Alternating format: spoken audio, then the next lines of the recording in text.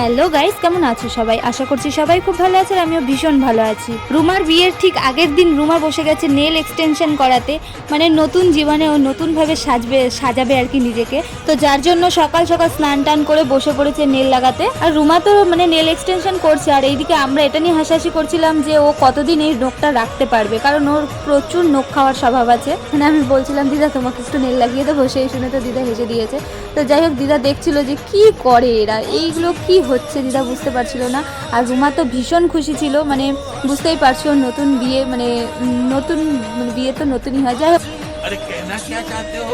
যাই হোক বিয়ে আর কি, ওর বিয়ে তো সেইটা নিয়েও ভীষণ এক্সাইটেড ছিল। তো এই যে ওর নখগুলো লাগানো হয়ে গেছে, মানে নেলগুলো লাগানো হয়ে গেছে, যে দেখো কেমন একটা রাক্ষসের মতোকে লাগছে। তো তারপরে নেলগুলো সেভ করে নিয়েছে, আর ওদিকে আমাদের পটু বসে বসে দেখছে। আর আমরা না পটুকে বলেছিলাম যে রুমা আমাদের প্রত্যেককে নেল লাগিয়ে দেবে, তুই কি লাগাবি? তো ওইটা শুনেও ভীষণ খুশি হয়েছিল, ভেবেছিল সত্যি হয়তো। এবার পরে যখন জানতে পেরেছে তখন ওর মনটা একটু ভেঙে গেছিলো।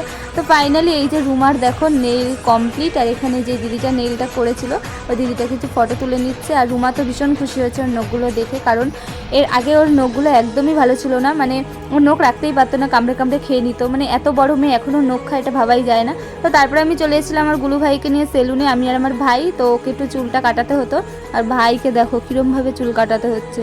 মানে আমার ভাই ওর মুখটা চেপে ধরে রাখছে, মানে এত নাড়ানাড়ি করছে, বুঝতেই পারছো বাচ্চা মানুষ। তো তারপরে আবার চলে এসছে বিকেলবেলা, আর বিকেলবেলা আমি বসে গেছি মেহেন্দি পড়াতে।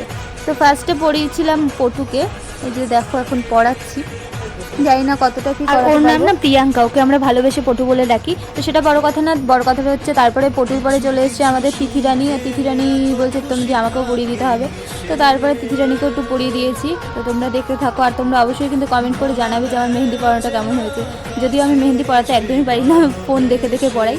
তো যাই হোক, তবুও তোমরা একটু কমেন্ট করে বলো যে কেমন হয়েছে মেহেন্দি পড়ানোটা। তো এই যে তিথির ফাইনাল লুক, মানে মেহেন্দির লুক আর কি, কেমন হয়েছে অবশ্যই কিন্তু তোমরা কমেন্ট করবে, ঠিক আছে? এখন আমি তিথিকে জিজ্ঞেস করেছিলাম যে তিথি কেমন লাগলো মেহেন্দিটা, ও বলেছে ভালো। তো তারপরে চলে এসেছে আমার বুনু। তো এই যে দেখো বুনুকে এখন পড়াচ্ছি, আর বুনুর মেহেন্দিটাও কেমন হয়েছে অবশ্যই কমেন্ট করে জানাবে। আর আমি না পুরো ভিডিওটা মেহেন্দির পুরো ভিডিওটা করতে পারিনি, তার কারণ সন্ধ্যা হয়ে যাচ্ছিলো। আর এইদিকে আমি আবার রুমাকে চলে এসেছি মেহেন্দি পড়াতে, মানে পুরো মেহেন্দির দায়িত্বটাই আমার উপরে ছিল। আমি অনেককে মেহেন্দি পড়িয়েছি, যে এই কাকিটা আমাকে টেনে নিয়ে গেলো, মানে লাল কী বলে চাদর গায়ে দেওয়া, কাকি না সরি বৌদি। তো এই বৌদিকেও মেহেন্দি পড়িয়েছি। তো সবার মেহেন্দির ফটো আমি লাস্টে দিয়ে দেবো, তোমরা দেখে অবশ্যই কমেন্ট করে জানিও। আর এখানে তো প্রচুর নাচানাচি হয়েছে, আর আমি তো ভীষণ নাচানাচি করেছি, নাচানাচি করতে আমি ভীষণ ভালোবাসি। তো এই যে দেখো সবাই মিলে এখানে নাচাগানা করেছি, মানে এটা হচ্ছে গঙ্গা নেমন্ত্রণ করে আসার পরের ভিডিও। তো আজকের ভিডিওটা এই পর্যন্ত, কেমন লাগলো অবশ্যই কমেন্ট করে জানিও, আর ভালো লাগলে লাইক কমেন্ট অ্যান্ড শেয়ার করে দিও। তো চলো দেখা হচ্ছে নেক্সট ভিডিওতে, ততক্ষণের জন্য ভালো থেকো, সুস্থ থেকো, টাটা।